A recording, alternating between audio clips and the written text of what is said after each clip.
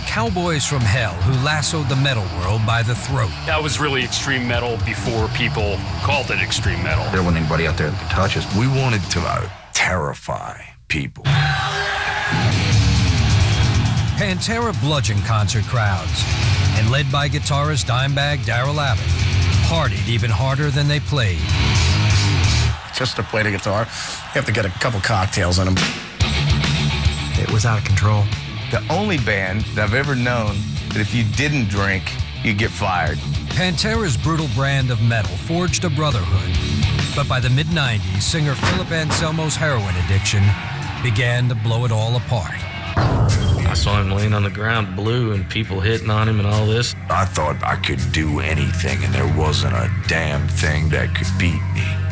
I was wrong. I was wrong. Then, in a single terrifying moment, it all came to a stunning end with the horrific onstage murder of guitarist Dimebag Darrell Abbott. Stop, please. Stop shooting. You're killing all my friends. Just like a cannon blast. Now, put the pedal to the metal with Pantera. We were a machine. This is the story behind the music. Don't underestimate the kid. You're crazy if you do. And I am the kid. Come on, buddy.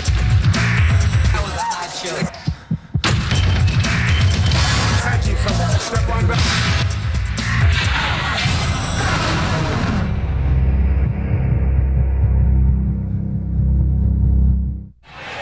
It's December 8th, 2004, and ex-Pantera guitarist Dimebag Darrell Abbott takes the stage at a nightclub in Columbus, Ohio, with his new band, Damage Plan.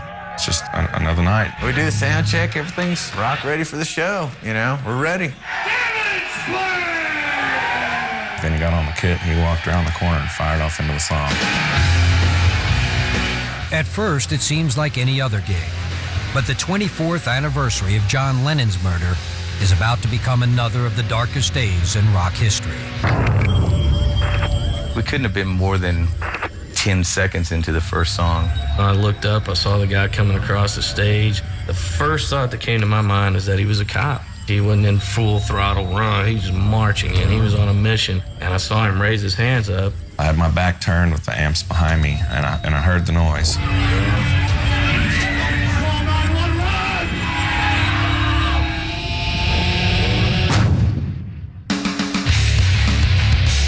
Revolutionary riffs turned Dimebag into a heavy metal messiah. But his musical odyssey commenced nearly 3 decades earlier, when 11-year-old Darrell Abbott became a foot soldier in the Kiss Army. He enlisted with his neighbor, Rita Haney, who years later became his girlfriend. I mean, my first concert was Kiss, and his was too. I remember he almost cried because he missed Gene Simmons' Breathing Fire, because some old lady in the back behind us was all stoned and put her cigarette out in his hair. Kiss's Sonic Circus inspired Darrell to pick up an instrument of his own. On his 12th birthday, he got his first guitar. The next thing I know, Darrell's standing in his room, got his guitar strapped on in a Kiss outfit. Got his face all done up like Ace Frehley in the whole 9 yards, you know. Once he started playing, he was completely obsessed with the guitar. Took it to the bathroom with him. As Darrell practiced power chords, his older brother Vinnie Paul bashed away on the drums. And in 1981, while still in their mid-teens, the siblings formed Pantera. The band's lineup was rounded out by bassist Rex Brown and vocalist Terry Glaze. We started immediately jamming at Vincent Darrell's house out in the garage. I got in the band, they said, you gotta wear spandex. I said, no way. But I eventually put on some freaking spandex. There was wild stuff that went on in that house. Lots of things we weren't supposed to be doing. It was out of control. Vincent Darrell's house was party 24/7. Pantera quickly became the kings of the Southwest spandex circuit, even before they were old enough to get into bars. Man, we'd get calls from people, hey, we're having a keg party, we gotta have Pantera, man. We were rock stars in that little universe that we were in.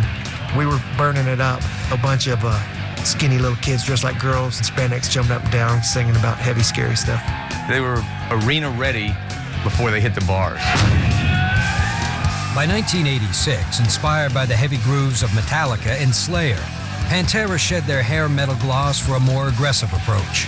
Lead singer Terry Glaze's glam rock style didn't mesh with the band's new sonic philosophy and was fired, replaced by 19-year-old New Orleans native Philip Anselmo. It was harder, it was edgier, it was walking more with swagger, you know? They knew, and I knew right off the bat, the first time we had ever jammed, I had never played with a band this tight. I mean, these guys were stunning, you know, it was like, my God, you know, this is unbelievable. He came down and we did a jam session together, and it was just like it all fell into place, you know. He had the same gig going on that we did at the time, the spandex, the spiked hair. He fit right in, you know. Pantera had their new singer. Now they needed to fine-tune their image. Around the end of 86 or 87, we kind of had a band meeting, and we just said, you know what, these magic clothes don't play music, we do. Let's just go out there and be comfortable. Jeans, t-shirt, whatever, and see where it goes. By early '89, Pantera's fiery new demos ignited the interest of Atco Records, which sent A&R scout Mark Ross to see the band perform at a birthday party in Dallas. These four guys come on stage and they start spinning their hair. Like, oh boy, what are we in for here? But then Daryl just launches into one of his riffs, and then Phil opens that mouth of his, and this just roar comes out that just is overpowering from the get-go.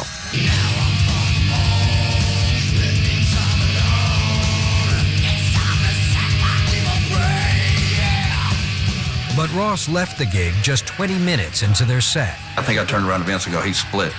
You know, we'd had everybody come out and see us at a certain point. We were just like, so we got ripped. All of a sudden, they start throwing birthday cake, and we start slamming drinks, and Diamond Rex are sliding around on the dance floor. I mean, you couldn't even step on that floor without busting your ass. As soon as we get done, the dude comes over to me, and he goes, man, that was one of the most incredible live bands I've ever seen in my life. And I'm like, well, dude, how come you left about 3 songs into it? I told them that, you know, I went to call my boss and say this was just unbelievable. We got to sign these guys immediately. In the winter of '89, Pantera roared into the studio to record their major label debut. Released in July of '90, Cowboys from Hell served as a ferocious sonic blueprint. You know, it was a whole new animal. Unbelievably powerful, it was undeniable, it was fierce as hell. I was like, holy you know, like, how did they do that? You know, how'd they go from here to here? In the fall of '90, Pantera snagged the opening slot on a national tour alongside Suicidal Tendencies and Exodus. Though virtually unknown, the Metal Cowboys won over hardcore audiences with relentlessly intense performances. We called that the Kill or Be Killed tour, and we went out and killed. That was really extreme metal before people called it extreme metal. We wanted to terrify people, you know.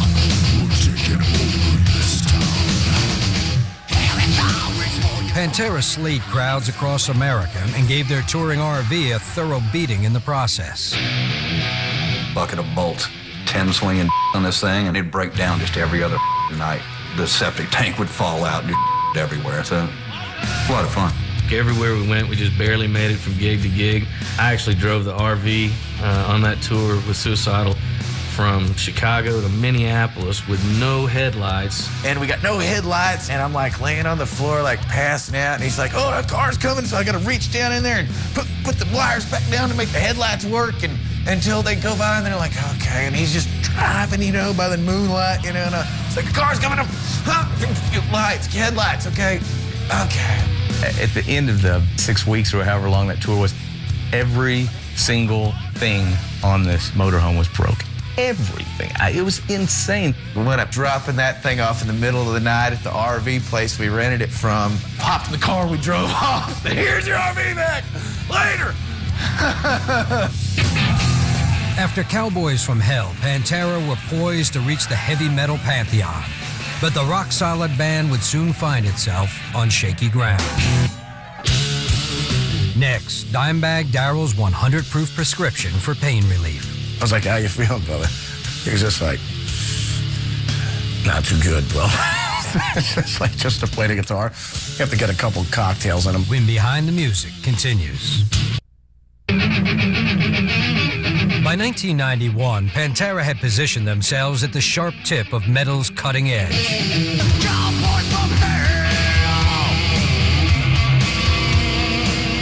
returned to the studio late that year to record Vulgar Display of Power with one ambitious objective: to obliterate the boundaries of heavy rock. We were so possessed, really, and focused on what we wanted to do. You can't be something you're not. There wasn't anybody out there that could touch us. We kept getting, heavier and heavier and tighter and tighter. It was exciting to hear that they took it that far, that they took it that direction, and just went deeper and darker. The album's intensity was matched in the mosh pits of Pantera's increasingly brutal stage shows. I guess not everybody that goes to a rock show or a heavy metal show is going there to get their nose broken. A lot of people want to watch. And I wouldn't allow it if I didn't get what I was demanding out of an audience. I guess I became furious. I want to see you lose your mind. I want to see you get some there. Everybody.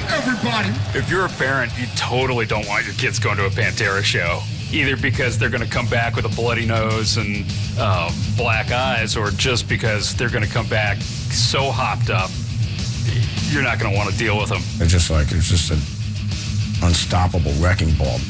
It was definitely beyond awesome.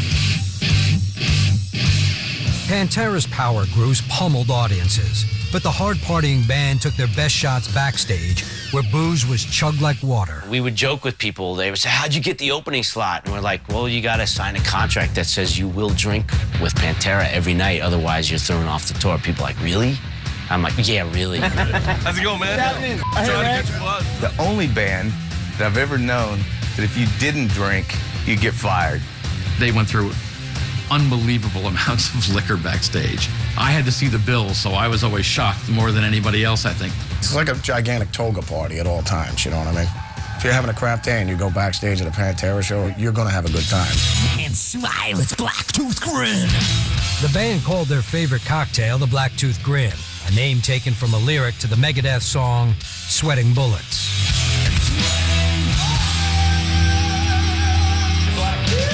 Blacktooth was the drink of choice. The Crown splash of Coke, Seagram 7 splash of Coke. Good. Damn. And there were thousands flowing before and after and during the shows. We burned many a brain cell together on the Blacktooth Grin. Blacktooth Grin. All of Pantera binged on the bottle, but no one guzzled with more gusto than Dimebag Darrell. I was like, how you feeling, brother? And he was just like, not too good, bro. It's just to play the guitar. You have to get a couple cocktails in them, but you'd always get out there and whoop ass, Couldn't even say his name, but just get up on stage and just wail on guitar. The nights that you thought he was going to be absolute shambles on stage were probably some of his most brilliant performances. Dimebag made sure each killer gig was capped by unique forms of alcohol-soaked amusement. Don would come up with all kinds of crazy we'd be in the middle of bump and he'd come up with some crazy-ass game to play or, just to break up the monotony. And that's the kind of cat he was. One time we had hung all these, Hustler fold-outs and stuff on the wall, and he had bought this thing of green slime. We'd throw them, and if you hit the face or something like that, that wasn't good enough. That's a shot of whiskey. If you hit a or something, or if you hit it smack dab on the crotch region of the young lady in the photo, I think you probably still had to do a shot of whiskey. We had one of those breathalyzers on the road. Dime brought it in from somewhere, and so everybody would, see how drunk you are. Oh, dude, you're not nearly drunk enough, Pour him another shot. By 1994, heavy metal had been declared all but dead in the wake of the grunge revolution. But Pantera was prepared to strike back with a vengeance when they entered the studio to record their next album, Far Beyond Driven. I remember one of the main thoughts going into that record was we have to be heavier than Vulgar. This has to be a heavier record. And I was thinking to myself, how is that possible? How do we do that? Each record we wanted to outdo the next record. And we just said, we're going to make the most balls out kick-ass record we could make. Far Beyond Driven was released on March 22nd, 1994.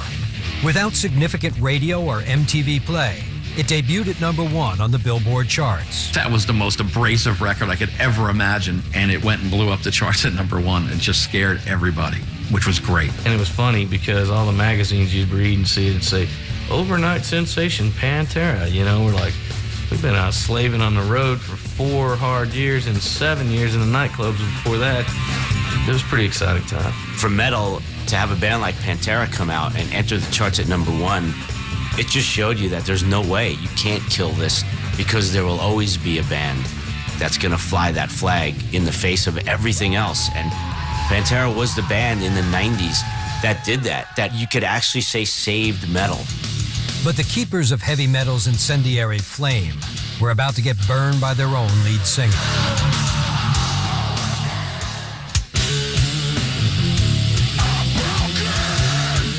On the road promoting Far Beyond Driven in 1995, Philip Anselmo began distancing himself from the band. He would just start freaking out about stuff, and nobody would know why. One night we were playing a sold-out show in Hamburg, and he didn't get the reaction that he wanted out of the crowd, and he just comes back there and says, "F*** y'all, I quit." You know, obviously he didn't quit, but this is when things started really going sideways, you know.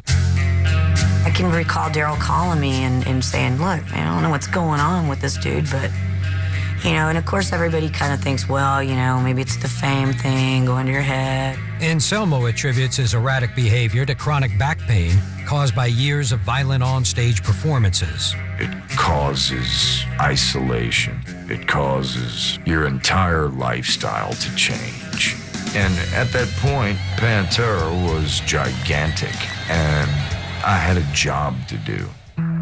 Through pharmaceuticals or anything to get me up on that damn stage and desperately not feel that pain. I would drink an entire bottle of Wild Turkey before we went on to just be numb, which of course was affecting my performances and putting some worry into the band, you know? But the band's separation anxiety would only deepen as their singer began treading a dangerous narcotic path. Next, Philip's dance with death. This nurse leaned over and said to me, "Welcome back to life. You overdosed on heroin." When Behind the Music continues. It's incredible to play a show like this in front of all you people. By 1995, Pantera was the heaviest metal band in the world. Propelled by guitarist Dimebag Darrell's frenzied fretwork, the Texas outfit's bone-rattling brand of musical mayhem shook the senses of millions of delirious fans. When you buy a Pantera record, you're going to get bludgeoned, you know what I mean? Pantera is about as metal gets, you know? We were a machine. That's the way we operated. All the parts fit together, you know? When we played, when we did something like I mean, we all hammered it together. But on stage, the Pantera machine was showing signs of malfunctioning. As the crowds grew larger, singer Philip Anselmo became increasingly unpredictable. Initiative out there. He wouldn't treat the fans with any respect, wouldn't treat us with any respect. Just quit making all the stupid noise. Just, you didn't want to be around him. He was a miserable person, you know? I could get the ground to crack in half and have everybody dive into it. You know, yeah, I could tell people to take off all their clothes and have an orgy on the floor, and they would do it, you know? Phil had a lot of opinions, and I would just listen to what he was saying, and I would say, oh, jeez. I got a big mouth and a big choice. Get the lawyers on the phone. There's going to be a riot. We're Just as Pantera was scaling their greatest heights, Anselmo was hitting bottom. Burdened by agonizing back pain, the singer's erratic antics threatened to take down America's toughest band. You never knew what Phil was going to get on stage. Some nights you'd get the Bulldog, and other nights you'd get the dude on 12 Somas or whatever he was on and laying on his back screaming in the mic, you know, it was embarrassing. He always always complained about his back. We all told him all the time, get x-rays, go to the doctor, let's get it fixed so we can get on with this, and he never would. They wanted to fuse the discs from the front, cut a piece of my hip out to use the actual bone as the cartilage part. And I was like, well, what's the recovery time on something like this? Oh, well, it's gonna be about a year and I'm like, a year and a half? No way, man, I've got work to do. To maintain Pantera's frantic pace, Philip dabbled with more dangerous solutions for his perpetual pain. I was really turned on to heroin. I realized that it would numb me out so much that the pain was gone. And that's like putting a Band-Aid over cancer. As the drugs dulled Philip's pain, he continued to isolate himself from the band. During the recording of 1996's The Great Southern Trendkill, Philip cut his vocals in New Orleans, while Dime, Rex, and Vinny laid down tracks in Texas. He would do his vocals, and then I would bring him back to Texas after 2 weeks, and they would hear him. So there was more of a disconnect between the two. It was the only way we could work at that time. I was unapproachable. My mind was not my own, and it was filled with discord, if anything. It was just real uncomfortable, man. It was just what the fun was gone, you know? The unity that we once had wasn't there. At the time, I didn't know anything about heroin. I had no clue what it was. On July 13th, 1996, an hour after a triumphant homecoming show at the Starplex in Dallas, Texas, Philip overdosed on heroin. His heart stopped beating for nearly 5 minutes. Somebody comes running around the corner and says, Phil's out. I saw him laying on the ground blue and people hitting on him and all this, and I was like, damn, dude had heat frustration. He said, no, dude, he OD'd on heroin. I'm like, heroin? You gotta be kidding. No way, not Phil Anselmo. The paramedics get there and they put him back on the couch and give him a shot, I guess, of adrenaline and put the oxygen on him and pump his chest and revive him. I didn't know what had happened and had all these tubes hooked up to me, and I sat straight up and threw up immediately. This nurse leaned over and said to me, welcome back to life. You overdosed on heroin. The following night, Philip apologized to his bandmates and crew, but Pantera would never be the same again. I had never felt smaller in my entire life. I begged for their forgiveness, and I promised them and I swore to them that this would never happen again. It was definitely a wake-up call for all of us. It's like something that's been obvious in front of your face for years and years, and you go, aha! I thought I could do anything, and there wasn't a damn thing that could beat me. I was wrong. I was wrong.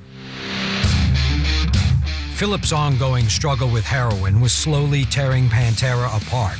The dude was on a steamroller to self-destruction. I don't think anybody could have helped him. There's a different look in everybody's eye. That inch of doubt that was never there before, the lack of trust. You know, where you going, man? When Phil was on, he was on. Daryl would have never taken that away from him or anything, but he was very embarrassed by him. I relapsed maybe 2 more times, and I felt so guilty afterwards. I was like, why the hell? Why? Philip's struggles turned Pantera into a powder keg. Even vivacious guitarist Dimebag Darrell began tiptoeing around the volatile vocalist. He would even try to be low-key when walking into a room if Phil was there, on purpose. Like he would kind of shadow his own personality just so that it didn't ruffle his feathers. Dime and Vinny walked on eggshells for way too many years, waiting on that dude, waiting to see what that dude was gonna do, how he was gonna react to a certain situation. The shell-shocked band didn't return to the recording studio for 4 years. While 2000's Reinventing the Steel was packed with Pantera's sledgehammer swagger, old tensions resurfaced on the road. Daryl would make an effort to go over before the show to do a shot with him and go check on him after. He was pushing away all the people that really loved him and cared about him. It was the same stuff, same song list, the same.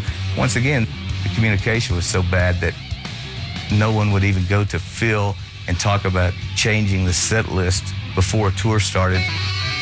In late 2001, the band's tour was abruptly cut short by the tragedy of 9/11. They had no idea they had performed together for the last time.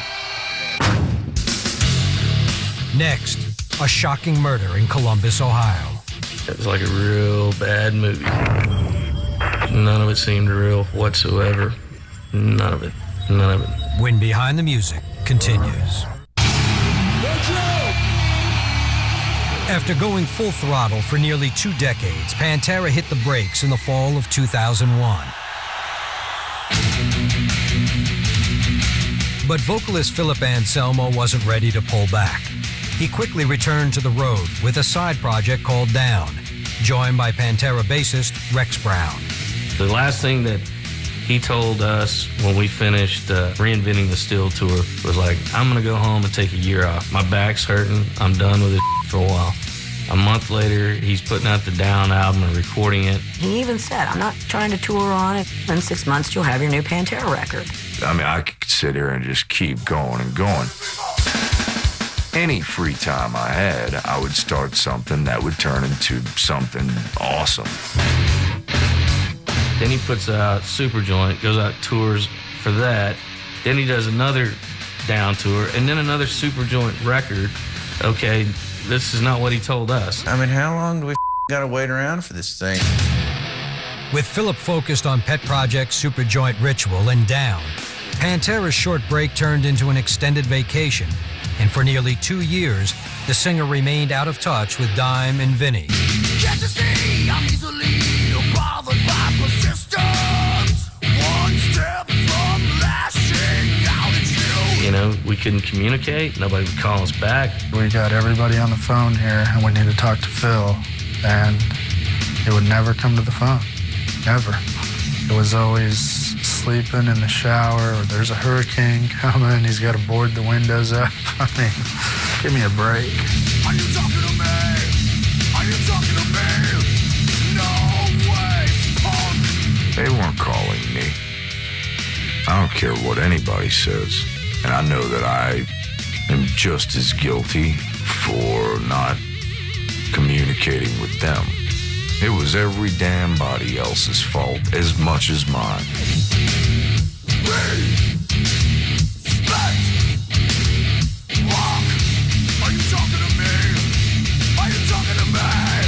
It was a bunch of he said, she said nonsense that was going on, and I didn't get in the middle of it. A lot of it was nothing but whore.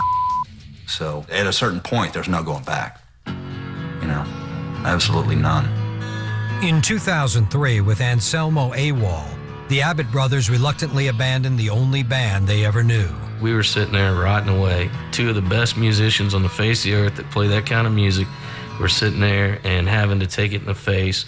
No future, no nothing, just sitting there wondering what the is happening. You know, this is like these 2 kids who've basically built this family business from the ground up, and then all of a sudden, they can't run that business anymore.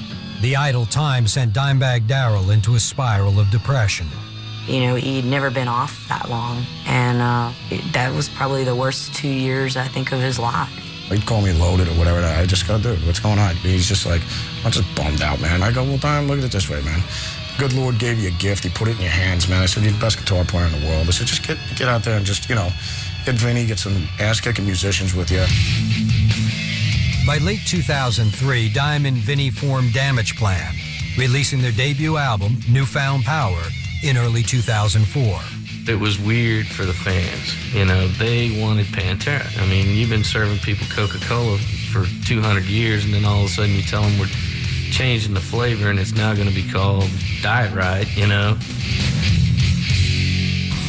Yet even after the brothers put Pantera behind them, Philip continued to serve up salvos in the press.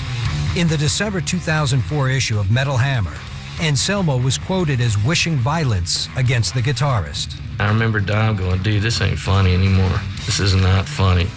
What have I ever done to that guy to deserve this other than stand up on stage and kick ass for him? The comment about Dimebag deserving a beating and whatever the hell. We had finished that damn interview. It was a tongue-in-cheek thing that I said, and it ended up on the cover of the damn magazine. I've got the audio tapes of Phil in that interview. He said what he said, word for word, in a very calm tone of voice, and he's got to live with that the rest of his life. After he read that article, Daryl wrote a letter and said, you're in competition with someone that's no longer in your life, And I think the very last thing that it says in it is, no longer will you trample through my peaceful mind. It was for Philip. He was done. He wrote him off. He'd had enough of it. Dimebag had made his peace with the perils of Pantera, but his contentment would be short-lived. On December 8th, 2004, Damage Plan was wrapping up a 2-month club tour at the Alrosa Villa in Columbus, Ohio. But the gig would quickly turn tragic. 10 seconds into the set, 25-year-old ex-Marine Nathan Gale stormed the stage, brandishing a 9mm pistol. I just screamed as loud as I could, and bam, bam, bam. I just remember screaming, he's shooting something, and Vinny came off the drum riser, and he's coming at me, and he's going, he just shot my brother, he shot my brother. 911! I went to jump from behind the drums to run out and help. And John, Dom's guitar tech, tackled me and held me on the ground. As soon as I knew he was pointing the other way, we both ran across the drum riser and got to the other side of the stage. It kept going on, and he picked me up and shoved me and said, run, man. Go! 911 emergency. This is Alrosa. We have a shooting. 911 emergency. Alrosa Bar, please. We need help as soon as possible. Oh, my God. 911. He came in with a gun and started shooting people. Oh, they're still shooting. He's on stage right now. He's got a gun. The guy's on stage with a gun? My cell phone rang. It's Vinnie Paul. And he goes, dude, I just saw my brother get shot in the back of the head 5 times. And I go, are you kidding, Vince? I go, what are you talking about? People were trying to rush the guy, and he shot a couple of people to keep him away. The whole time he was looking for Vince. After rushing to the aid of the mortally wounded Dimebag Darrell, drum tech Cat Brooks tried to subdue the gunman. I went after the dude and said, you. Cat was fighting with him, and he kept telling Cat to settle down, and he wouldn't. And kept shooting me. And just kept telling me, stay down, stay down. I'm looking out in the audience, I'm like, dude, somebody help me out here. I thought he's killing my friend right in front of my face, and I just screaming no, but there was nothing I could do. I can't really see what's going on. I'm just, I'm like, quit shooting, quit, stop, please, stop shooting. You're killing all my friends, stop it. And he goes, shut up, bitch. I looked over my shoulder and I heard the chaos, and I look, and there was an officer coming through the door. And immediately I saw someone laying there that was bleeding. There was a small group of security guards standing there saying, he's there, he's there. Columbus policeman James Niggemeyer was the first of 8 officers to arrive at the scene, just 3 minutes after receiving the dispatch call at 10:18 p.m. I motioned for the officer over there, and I said, yeah, you gotta kill this guy. He's gonna kill more people. He's got my friend. As I started working across the back of the stage, he then moved the gun to the hostage's head. And as soon as he put the gun to the hostage's head, I realized that I had to do something to try to save the hostage. And then just all at once, he just took aim and he just leaned back real slow. I watched him click the safety with his finger, and when he clicked the safety, I just plugged my ears and turned my head. I stopped and pulled the trigger. It was just like a cannon blast. All of a sudden, the weight was off me, and I was like, somebody got him. I see, brother. He had his gun to his head. You had to do it. You saved a man's life. And it was over. It was over just like that. I looked up, and he was down, and Cat was moving. And at that point, I ran to the floor where they had Dime on the floor.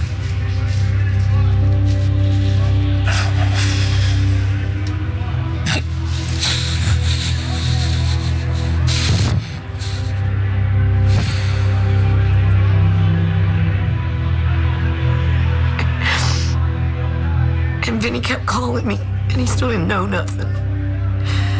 And then when he called me back and said, my brother's dead, and that's all he could say.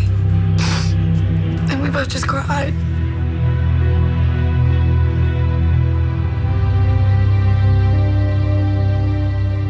It was like a real bad movie. None of it seemed real whatsoever. None of it. None of it. And that was that, man. In the end, 5 were dead, including Dimebag Darrell. Cat Brooks suffered gunshot wounds to the chest, arm, and leg, but was released from the hospital within 3 days of the shooting. Gale's motive for killing remains unclear, but investigators believe he was despondent over the breakup of Pantera.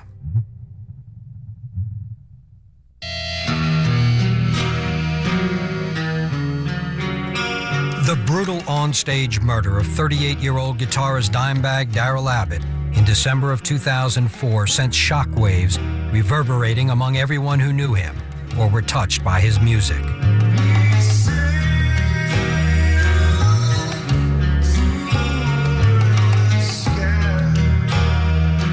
Nothing like this has ever happened.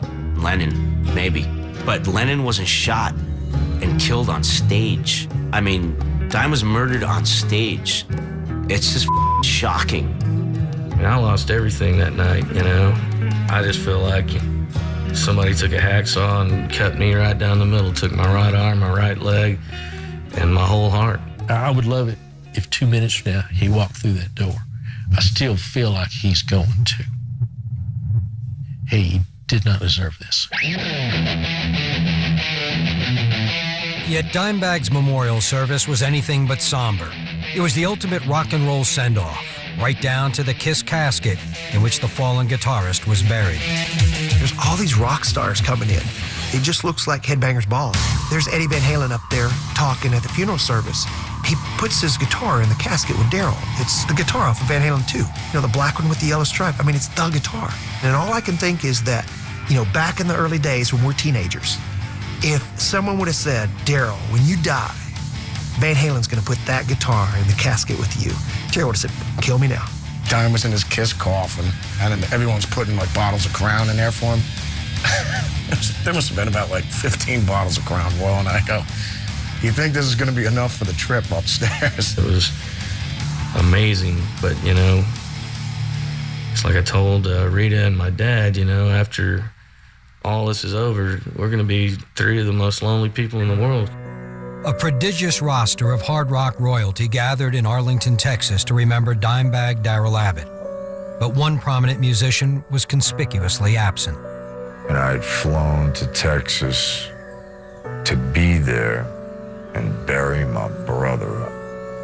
And I sat in a hotel room for 5 days, waiting, sending message after message to Vinnie Paul and anybody else who would even care to hear. They stuck the phone in my face and said, Phil's on the phone, and if you don't take the phone, he's gonna show up. I got on the phone and I instantly just said, why are you calling now? And of course I started to cry. Why didn't you return the 9 phone calls when Darrell called you? I go, if you show up here, I'll blow your head off myself. And I hung up on him. And I wasn't allowed to go to the funeral. In the aftermath of his brother's death, Vinnie Paul Abbott has overseen Darrell's recorded legacy and started his own label, Big Vin Records. I love playing music and I want to do it again, but right now I want to see what it's like being on the other side of the coin. If I come across the right situation or the right people, then I'll be back. Philip Anselmo, who says he kicked heroin in 2002 and underwent back surgery in 2005, continues to focus on myriad musical projects. You ready? I adore what I do. I live for what I do, and I'm still damn doing it. Yes, I've had to have probably the most major back surgery in the history of back surgery, man, you know. Don't underestimate the kid. You're crazy if you do, and I am the kid. But to this day, the bad blood between Philip and the Abbott clan continues to boil over. I want him to live a real long, hard life in the shadow of Dime now, because he'll always be in his shadow, and that was the thing he seemed to fear the most of. Well, karma gets you, I guess. Months after Dime's murder, Anselmo said he received a heated message from Vinnie Paul. And the conversation went something to the effect that my day's coming. And my rebuttal is, Vince, all of our days coming, bro. And if my day happens to end earlier than your day, does that change anything? Will that change anything, or will you lose another brother? I'll be honest with you right now, I need Vinnie Paul real bad. I need him in my life, and whether he knows it or not, he needs me as well. But the one thing everyone can agree on is the everlasting impact of Darrell Abbott's music and spirit. He's just up at God's Tavern, you know, making cocktails for everybody, hanging out with Randy Rhoads and John Bonham and Jimi Hendrix and Janis Joplin, everybody. Darrell Lance Abbott. In this house, will be revered and will be loved and celebrated forever. You know? Period. Everybody wanted Dom Tom. Now I got to have the most. So I feel fortunate. He would take me in his arms. Dad, I love you. Yes, I love that. Sorry. That's what I remember the best.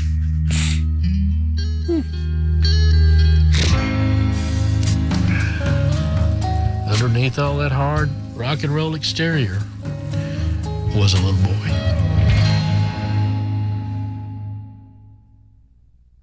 VH1, You Ought to Know, introducing you to artists on the rise. Former schoolmates who grew up to create a sound all their own. Joe and I both had battling bands back in high school. The Fray mixed piano, guitar, drums, and striking vocals to achieve their powerful melodies. The most exciting part about it is the fans' connection to the music. VH1 presents The Fray. This is The Fray. This is The Fray. For more on The Fray and other You Ought to Know artists,